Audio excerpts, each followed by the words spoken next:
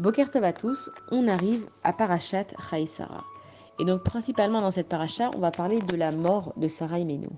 Et quand on nous décrit Sarah Imenou, on nous dit qu'elle a vécu 127 ans. Donc il y avait 100 ans, il y avait 20 ans et il y avait 7 ans. Et en fait, on détaille les années pour nous expliquer que Sarah Imenou, qu'elle avait 7 ans, 20 ans ou 100 ans, c'était la même.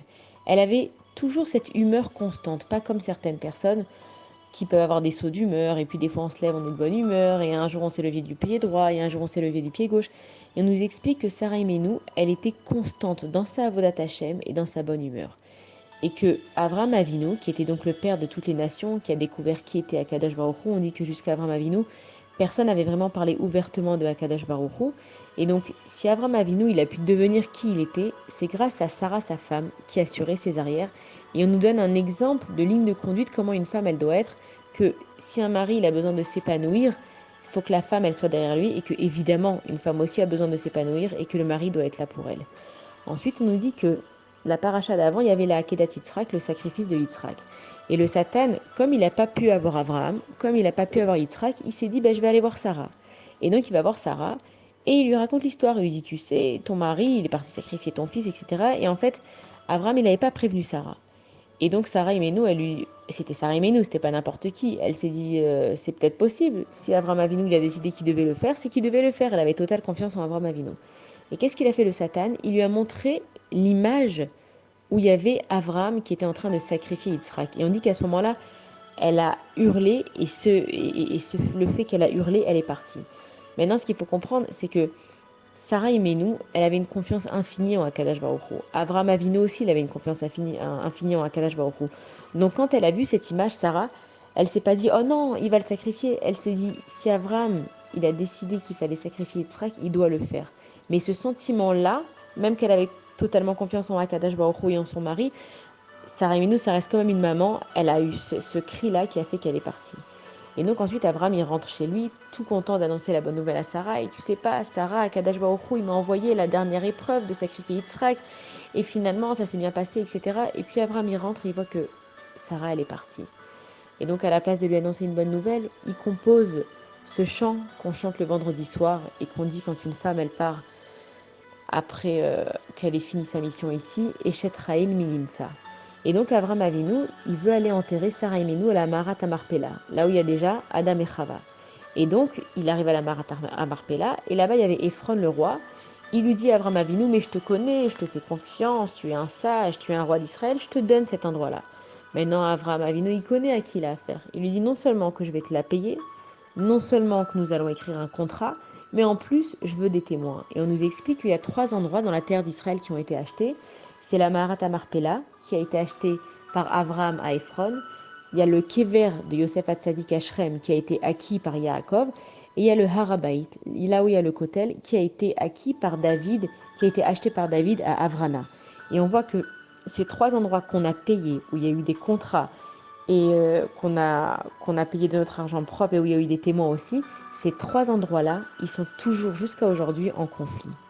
Ensuite, dans la suite de l'histoire, il y a Abraham qui se dit qu'il faut qu'il marie maintenant Yitzhak. Lui aussi, il avance dans ses jours et donc il envoie Eliezer son serviteur et il lui dit va me chercher une fille dans tel et tel endroit et prie à Kadesh Baruch Hu qui te montre la bonne fille pour Yitzhak. Et donc Eliezer, il se met en chemin. On dit que son chemin, il devait durer 17 jours et que Akadosh Baruch Hu, il a fait un miracle, ça a duré que 3 heures.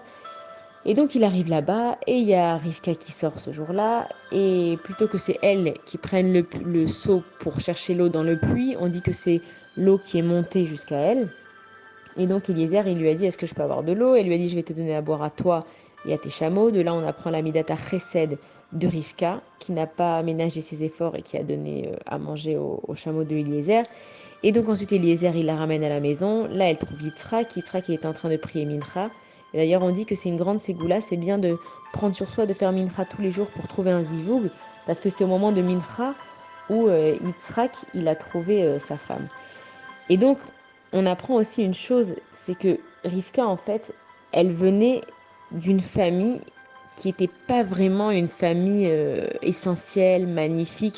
On dit que le père de Rivka, qui s'appelait Bethuel, il avait pour habitude de coucher avec toutes les vierges avant qu'elles se marient. Il les forçait à coucher à aller avec lui avant le mariage. Et donc, on se demande, mais comment est-ce que Rivka, qui vient pas d'une famille forcément voilà, des plus pures, elle a eu le mérite de se marier avec Yitzhak. Et c'est une leçon pour nous, pour toute la vie, que c'est pas parce que tu es né dans telle et telle famille, ou que tu as été dans tel et tel endroit, ou que tu as eu telle et telle fréquentation, que tu peux pas devenir quelqu'un d'extraordinaire.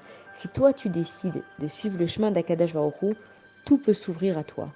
Et ensuite, on dit que quand Rivka elle est revenue dans la maison de Abraham, Sarah Imenu, de son vivant, elle avait la pâte Sachala qui tenait toute la semaine, elle avait les nérodes de Shabbat qui restaient allumés de Shabbat en Shabbat, il y avait la Shrina, elle avait une nuée de gloire qui voulait dire qu'il y avait la présence d'Akadash Baruch Hu dans sa tente parce elle gardait les lois de la pureté familiale. Et quand Sarah elle est partie, il n'y avait plus ces simanim-là, il n'y avait plus ces signes-là. Et quand Rivka elle est revenue, ces signes-là ils sont revenus. Et donc Yitzhak il a compris, Abraham Avinu il a compris que c'était la bonne femme à avoir pour Yitzhak. Ensuite, dans la suite de la paracha, Avraham Avinu aussi il part, il s'en va lui aussi dans son monde, et le monde entier est triste, parce que Avraham Avinu c'était le père de toutes les nations. Et en fait, dans cette paracha, ça veut dire que ça prend combien de temps à lire une paracha? Allez, 20 minutes, 25 minutes, et il y a tellement de choses qui se sont passées dans cette paracha, il y a des mondes qui sont morts et il y a des mondes qui se sont reconstruits. Et en fait, on voit que c'est la vie du juif avec cet ascenseur émotionnel où il y a des choses qui se passent, il y a des gens qui partent, il y a des gens qui naissent, il y a des événements heureux, il y a des événements tristes. Et qui plus que nous aujourd'hui, quand on est sur nos téléphones, on peut tout d'un coup voir une vidéo du massacre qu'il y a eu, voir les témoignages qu'il y a eu, et puis on se rappelle de ce qui s'est passé, ça nous fait mal et on se met dans des états pas possibles. Et puis la vidéo d'après, tout d'un coup, on va voir des Khayalim en train de danser, en train de chanter, on va voir le Ham Israël qui fait des Afrashot Chala. Et puis, en fait, on a cet ascenseur émotionnel dans notre vie qui nous guide depuis le début. Et en fait, le message d'Akadosh Baruch Hu, c'est de nous dire que dans le Ham Israël, il n'y a pas de Yehush, il n'y a pas de désespoir. Et c'est ce que nos Avot aussi nous disent. Alors c'est vrai, Sarah elle est partie, alors c'est vrai, Avraham Avinu il est parti. Mais maintenant il y a Yitzhak, maintenant il y a Rivka. Il y a encore beaucoup de choses qui vont arriver bien dans le chemin. Alors c'est vrai que des fois, ça ne se passe pas comme on voudrait. Et puis aujourd'hui, dans l'actualité, on est dans le doute. Alors que ce soit en Israël, que ce soit en dehors d'Israël, on a peur, on ne se sent pas en sécurité. Mais il faut surtout pas désespérer. Le Ham Israël, c'est un peuple de vie. C'est un peuple qui peut rire dans la même demi-heure et qui peut pleurer 5 minutes après. Et puis moi, j'ai vu aussi une fille, elle a posté sur son statut, elle a dit qu'elle allait à un anniversaire d'un garçon dont son père était captif. Et elle a écrit que c'est bizarre de mettre ces deux mots-là dans la même phrase, anniversaire et captif, mais c'est ça le Ham Israël. On puise notre force dans notre malheur et dans notre bonheur. Et que maintenant, on ne sait pas exactement ce qui nous attend. On sait à peu près, on a quelques idées, les rabbinim nous guident, il faut les écouter, il faut se renforcer Baruch Hashem dans la tsniout pour les femmes, pour les hommes aussi, dans notre façon de parler, dans notre lachonara, dans nos actions, dans notre filine, dans Taharat Mishpacha, c'est très important. On voit d'ailleurs que Sarah Imenu et Rivka Imenu, elles ont été qui elles ont été parce qu'elles ont fait attention justement aux lois de la femme pour que leur maison elle soit pure. Et on a vu que des maisons qui sont pures, Baruch Hashem, elles ont une protection supplémentaire. Et donc ces parachiotes là qu'on lit, il ne faut pas juste les lire et passer à autre chose, il faut prendre les messages avec nous. Et il faut comprendre qu'il n'y a pas de désespoir dans le peuple juif. On est un peuple qui est fort et on est un peuple qui se construit des ruines, on est un peuple qui se relève des ruines, on est un peuple qui, dans notre douleur, on arrive à avoir de l'amour. Qui comme nous? Il faut qu'on soit fiers de nous et il faut surtout qu'on parle positivement. C'est vrai qu'on a peur, c'est vrai qu'il y a plein de menaces autour de nous, mais on est le Ham Israël, on est à Kadosh Baruch Hu. C'est comme si on est dans un train et que on est avec des personnes dans un train et que on s'entend bien avec eux, tout se passe bien quand on est avec eux, et puis d'un coup cette personne elle nous dit bon je suis désolée mais moi je dois descendre à cet arrêt. Et là on est dévasté, mais quoi, je vais plus te voir, je vais plus te serrer dans mes bras, je vais plus te parler.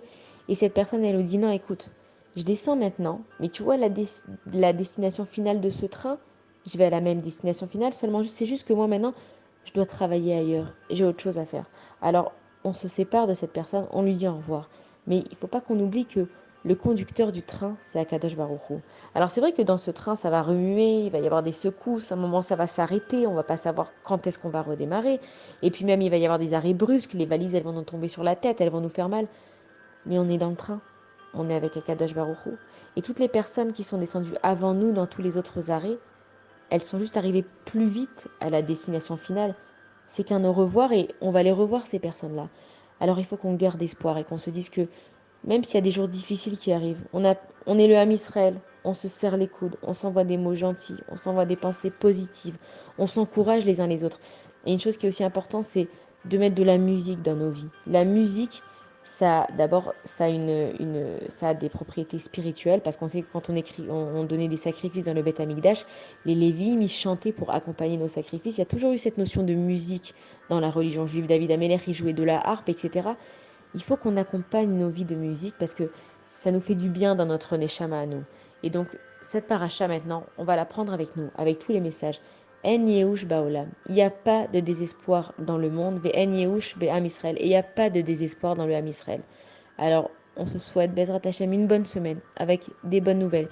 Et que même si des fois on a des hauts et des bas, on se sent triste et puis on se sent joyeux, c'est notre vie. Alva, et on espère tous être comme Sarah et nous et d'être constants dans notre avodat Hashem. Mais c'est pas parce qu'on est triste qu'on n'aime pas Akadash Baruch Hu.